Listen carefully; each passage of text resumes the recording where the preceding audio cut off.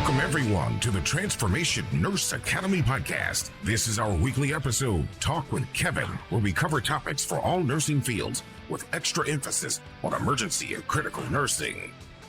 Get ready for candid discussions that explore the vast landscape of nursing and beyond.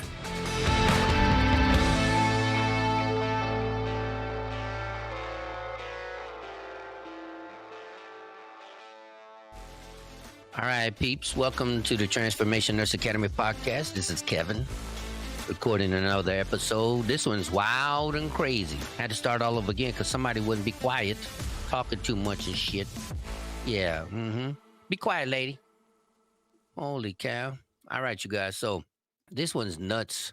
This is a story about a former home health nurse named Judith Sobol, S-O-B-O-L-L. I'm going to post a link here so Jane can post it for you so that way you can go and see her.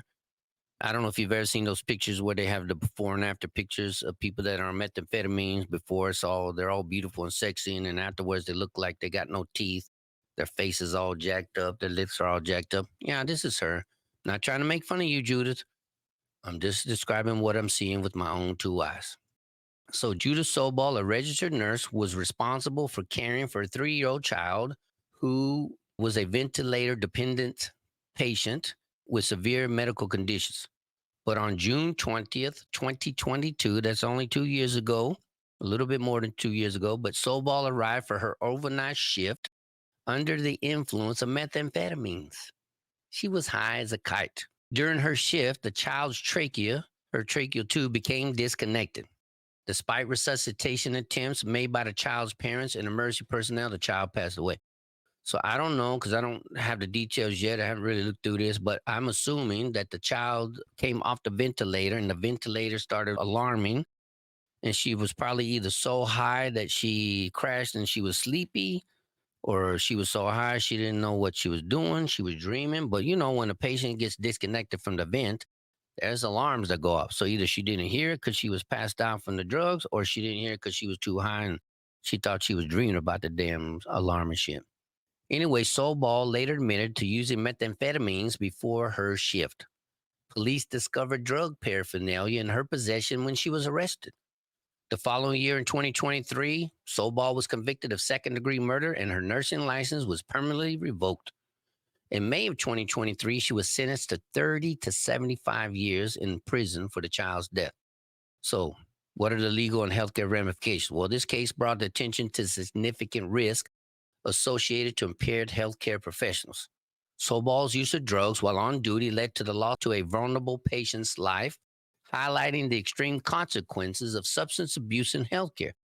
If you don't believe that your nurse or your doctors or any other healthcare professional, if they're high as a kite at work or doing drugs, alcohol, it happens all the time. You know, nursing, healthcare profession is a very high stress job. A lot of us drink, a lot of us smoke, a lot of people do drugs. You know, we're human and stuff, so don't look down upon us. You know, it is what it is. But if you're going to do these things, don't do it while you're at work. Like, don't risk your license. Don't risk the patient's life. And if it becomes too much where you get into a habit where you can't live without it, go get some counseling. Problem, though, is when you try to get counseling, then you get in trouble. And we'll talk about that in a second. But anyway, additionally, this case emphasizes the need for hospitals and care facilities to maintain strict oversight and intervention programs for staff facing substance abuse issues. The Sobol case is a tragic reminder of how personal substance abuse can intersect with professional responsibility, especially those in critical care settings. And even though you think that home care is not critical care, but if you have a patient that is dependent on the ventilator, that's still a type of critical care setting.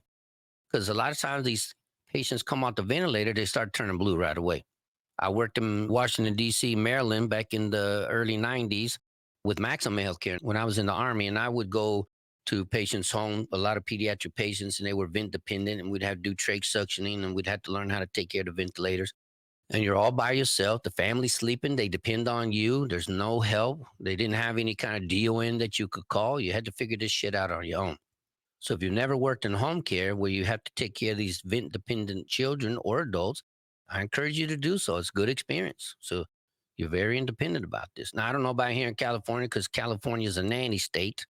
They don't let nurses do much of anything anymore. So anyway, Sobol case is a tragic reminder that how these things intersect. So many in the healthcare industry have stressed the importance of a better support systems for nurses, such as mental health programs and addiction counseling, especially for those in high stress environments like intensive care units, care units, pediatric ICUs, emergency departments.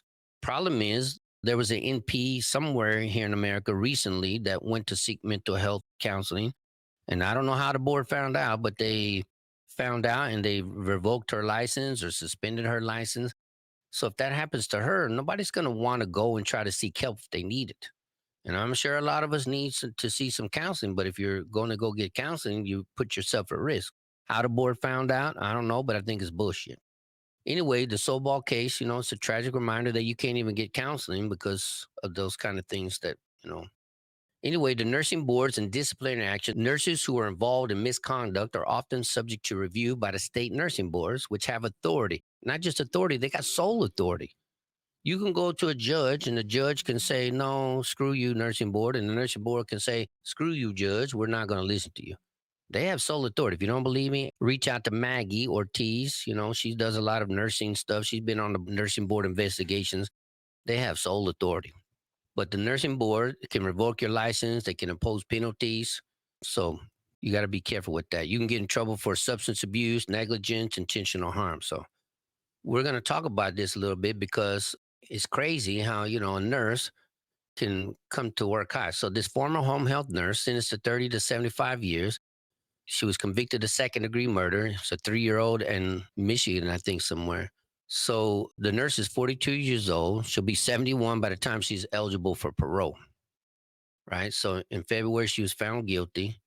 I won't tell you the kid's name, but you can go search and stuff. But she was found in possession of methamphetamine when she got arrested. So she was still high the same day. So that's crazy. But it was about 2 a.m. on June 20th. The patient's mother told the court she woke up to use the bathroom and heard alarm sounding from the patient's room. And the medical equipment in her bedroom was sounding. So she rushed into the bedroom to find Sobol halfway on a chair, halfway on the floor, mumbling incoherently, while the patient was in the bed not breathing, and that the tracheal tube that she required to breathe had been removed. The mother called 911 while the husband performed CPR, but the patient was taken to the hospital where she later succumbed. The police, when they arrived, they found Sobol in a fetal position on the living room floor, rocking back and forth.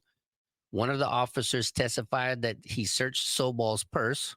Was that a legal search officer? It says with her permission, but if she was not coherent, how's that permission? But it's whatever, it is okay. But anyway, they searched her purse. They found drug paraphernalia, meth pipes, needle caps. Sobol ultimately told the police that she shot up meth the same day that she was set to care for the child. She also admitted to shooting up meth 4 days straight in a row before heading to work. This is the crazy thing. Sobol, who reportedly holds a master's degree in nursing, had her license revoked. So all that education didn't do much for her, and it didn't help her keep her license. So that's some crazy stuff right there. So nurses who are entrusted have immense responsibility. Our license are, just the cornerstone of our careers. Unfortunately, there's some instances where nurses face these devastating losses because they made a huge mistake and they became severely neglectful. They caused intentional harm. It's just crazy, that this happened. So there's a lot of different stories. There's many different stories that we could cover over this. You got to remember, it's your responsibility to take care of these patients. You got to make sure so. But she was convicted by the Attorney General on behalf. So let me see. There's a complaint here. So I'll put this complaint here from the Board of Nursing. So see, it says this was a tragic murder and our hearts go out to the family. So this is from the Board of Nursing. Sobol was eligible to petition for reinstatement. Oh, this is crazy. Let me go back to this. On behalf of the Department of Licensing and Regulatory Affairs, the Department of Attorney General issued an administrative complaint against Sobol in 2022 based upon a misconduct. The administrative complaint alleges that Sobol's conduct violated public health code, lack of good moral character, disqualifications consistent of substance abuse disorder and physical or mental condition adversely affecting her ability to practice in a safe and competent manner. Sobol did not respond to the administrative complaint and was deemed in default. The Board of Nursing issued an order on February 20 revoking her license and imposed a $150,000 fine. Pursuant to the Public Health Code, the Disciplinary Subcommittee imposed a maximum period of revocation allowed, but Sobol was eligible to petition for reinstatement of her nursing license after 3 years and the payment of $130. Wait a minute. So you're telling me that you kill a patient and that you can reapply to get your license reinstated after 3 years? That's crazy, though. I don't agree with that. I know that we make mistakes, but this was more than just a mistake. Like, she was high on drugs. So, like, that's craziness right there. We need to rethink that one. All right. So, anyway, I'll post these links and stuff for Jane to post. But, like, dude, like, if you're going to be smoking and drinking and doing crack and all that, please don't do it on your own time. Like, this is nuts. Like, you can get in trouble for neglect, incompetence, psychologically, problems. Like, why would you throw away a master's degree in nursing? Because, I mean, I know it's a rhetorical question, but anyway, think about that. I know this is a little short episode. Maybe we'll post it before this upcoming week. We'll see. Don't do drugs, kids. Don't do drugs. Stay in school and don't do drugs. All right, you guys, pay attention to that story. Go read it. There's a lot of other stories out there like this, too. See you later. Bye, babes. Don't miss out. Engage with us weekly. Share your thoughts, and let's transform the nursing landscape together.